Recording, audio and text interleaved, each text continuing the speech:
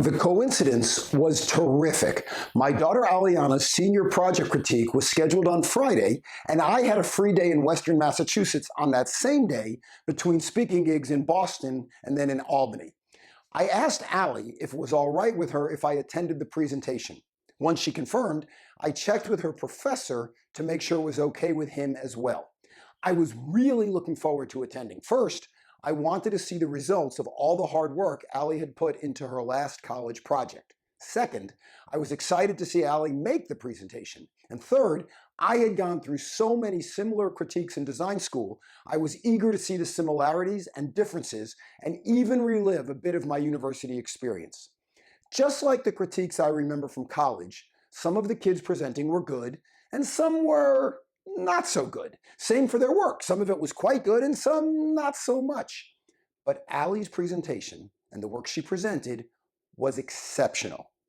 I know. When it comes to my only daughter, I'm proud and I'm biased and I'm certainly blinded by love. But I've also reviewed enough student portfolios in my day to know the difference between good, bad, and oh my God!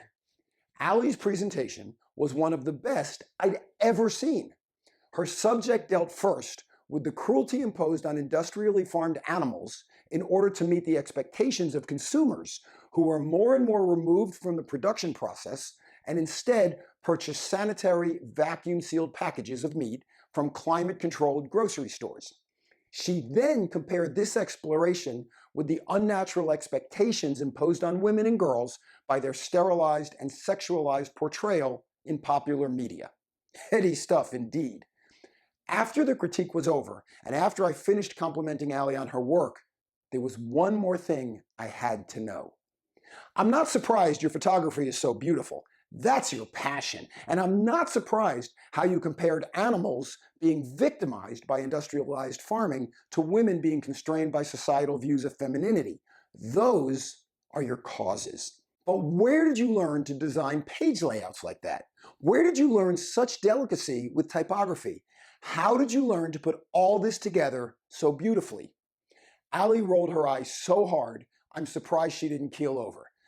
Dad, she said slowly with a world weariness that belied her age, have you ever done a junior high school science project with you? I believe that's the greatest compliment I've ever received. So fast forward 6 or so years.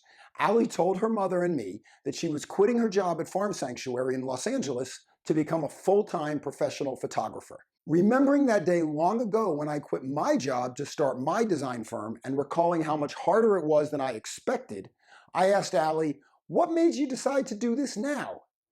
Dad, she said in the same exasperated tone she'd used a few years ago on her college campus, I read your book. Is that all there is? I'm happy to report that Allie is producing great work and that her new business is going great. You can watch a new music video Allie shot and edited, you can look at Allie's professional portfolio, and you can book her for a photo assignment. The links are all on the blog. Once again, Allie reminded me that our actions have consequences, whether we think anyone is watching us or not.